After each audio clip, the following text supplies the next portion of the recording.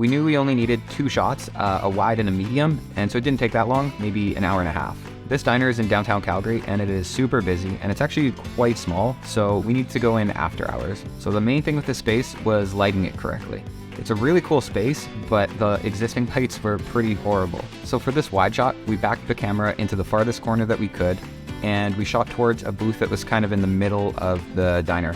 The lighting for the scene was not super complicated. I believe we only used 2 lights. The first light was lighting our subject, and it was just out of frame right about here, and it was a tube light.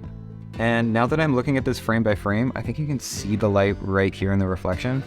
However, it looks like it could be a street light outside. The second light that we used was just out of frame over here, and it was a tube light to mimic what street lights would look like. And you can see that it's hitting the subject's face right here. And the picture on the wall was not actually there. I mean, the frame was there, but the picture inside it didn't actually exist. That was added in post. Also in this frame, we can see the tube light that is mimicking street light right here, and even right here. It's really subtle, but I think it helps sell the effect.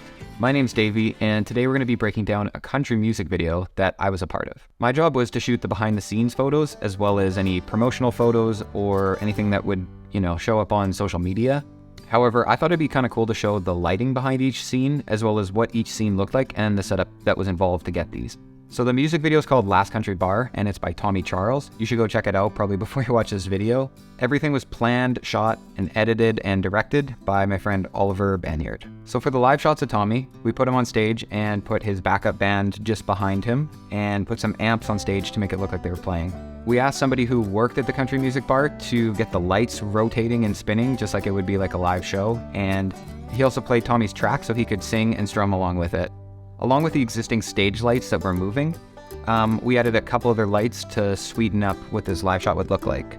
So the first light that was used was just outside of the frame on the left-hand side. It was a powerful light that was shot through a warm gel, and it was bounced off a big white piece of foam core just to soften it up, and I believe that's where this light was coming from that was hitting Tommy. There was 2 other lights that were used. There was one just off to the left as well, and it was shot pretty much horizontally at everybody on stage, and I believe that's where this light was coming from, as well as this light. And drawn on this iPad is fun. There was also a small green tube light coming in from this direction, but I don't think in these wide scenes you really see it, and it really didn't do too much. So to capture these scenes, we only had 2 setups for the camera. So the first, the camera was just on a tripod in the middle of the dance floor, just pointing at the band, and I think we ran that one maybe twice. You can see in the final edit that it looks like it's on a dolly to give it some movement, but I believe that's just keyframing to give that scene some motion. The second set of shots that we got were on an easy rig, and they were shot like kind of 45 degrees, like right beside Tommy's face, and we made sure to get some coverage like straight onto his face, as well as kind of like behind his head, and just like a whole variety of that stuff. Watching this back, I actually remember that we did have a third light here. There was a tube light just out of frame right here, just giving some light, probably like on his leg right here. And that light actually sneaks into a couple of the shots if you keep your eye out. We also added some haze into the scene to make it look like a smoky bar, and then you could also see the trails of the light. So Oliver, who was directing this video, shooting it, and I believe even edited it, is an incredibly talented filmmaker from Calgary. I'm going to link his stuff below. You should go check it out, but I've done a ton of music videos with him before, as well as a bunch of commercial work. He's an amazing dude to work with, and the stuff that he creates is just incredible. I love working with him. Once we got the live performance shots done, we moved on to the dance floor. We only had so many lights, so we took the lights that were previously lighting the stage and moved them to the dance floor. So each corner of the dance floor had lights, shining into it from each side, and there was a main key light on the back left-hand side, and it was shining through a scrim just to give like the softest amount of light. We asked the guy who worked at the bar to, get the dance floor lights going on, and so he had those going, and I think that helped sell the effect that this was a dance floor.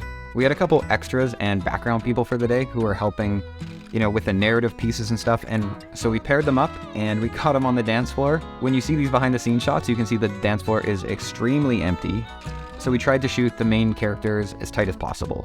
You can see that these dancers drift in a little bit, but it kind of sold the effect that this was like a small country bar, and that a place like this probably isn't going to be packed. So Alex Robinson was also helping us for the day, so he tossed on the easy rig. I believe we shot the scene 4 or 5 times, just getting different angles of our talent. We asked him to move around, do some swings, and Alex made sure to get, faces, details, feet, and then I believe he even switched lenses at a certain point just to get some more diversity. Working on this set was awesome. Everything was so calculated and planned out, so there was very little surprises for the day. Every time we rolled up to a new setup, Oliver knew pretty much where the lights would go because he had done a scout before.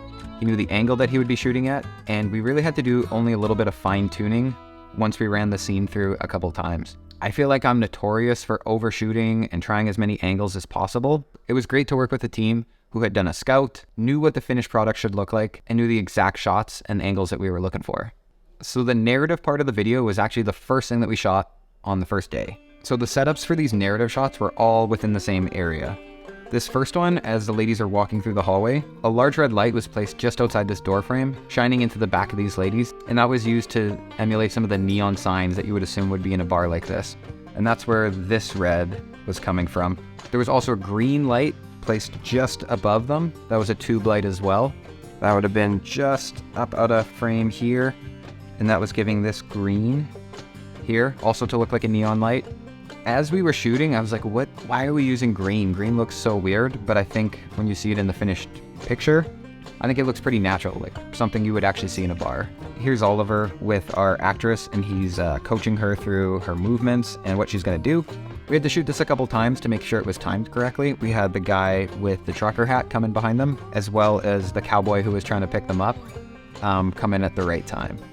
Here's what it looked like while we were shooting. You can see that the camera was just on a tripod and that we had to run it through a couple times. So for the scene where the hero jumps in and saves the girl, you can see it was lit with one tube right behind the camera and another green tube off to the left-hand side, way up in the air.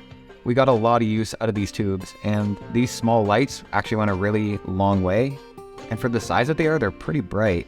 So all of this red on the front is from that tube light, and this other green back here is coming from the other tube light that is mimicking neon signs.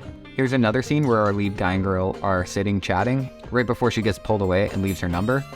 The lighting for this, again, pretty simple, red and green tube lights. The camera was just on a tripod. I think it was shot pretty long too. It was on a 50mm or an 85mm. And in the final shot, there is some movement, and I believe that's done with some keyframing. The nice thing about this specific music video is that the song was actually pretty good. There's a lot of sets that I've been on where the song is not my favorite, or it's a genre that I'm not really into. And even though I'm not the biggest country fan, this song was awesome. And we had to hear it probably 40 or 50 times throughout the 2 days, but it was great because it's such a great song. So all of the pickup shots were done on the second day, and I think they were done in a maybe 2-hour window, maybe even an hour. So we have these scenes of Tommy walking into the bar. These outside ones were shot just using natural light. Here's some footage of like Tommy walking and Oliver following him with the camera. This is actually the back of the building that we were using. It's not the front. The front was actually pretty boring. It doesn't look very much like a bar. When Tommy walked in the door and walked through the bar, I believe that was all existing lighting. We didn't have to add any specific lights to sweeten this up. I believe we only did these shots once or twice. They were pretty quick. All of these close-up pictures and photographs were actually on the wall of the bar. And I believe most of these pictures are from like the Calgary Stampede.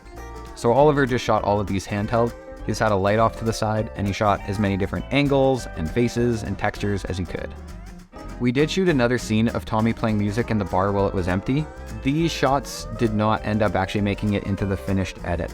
I'm assuming these were just backup and would have been nice if there wasn't enough coverage from the first day. But regardless, I thought the composition of these shots were nice. And looking at these now, maybe they didn't get used because of the large Budweiser logo in the background. So for these, Tommy sat in front of the dance floor, and we got those like scattered lights going through the dance floor again and hazed it up.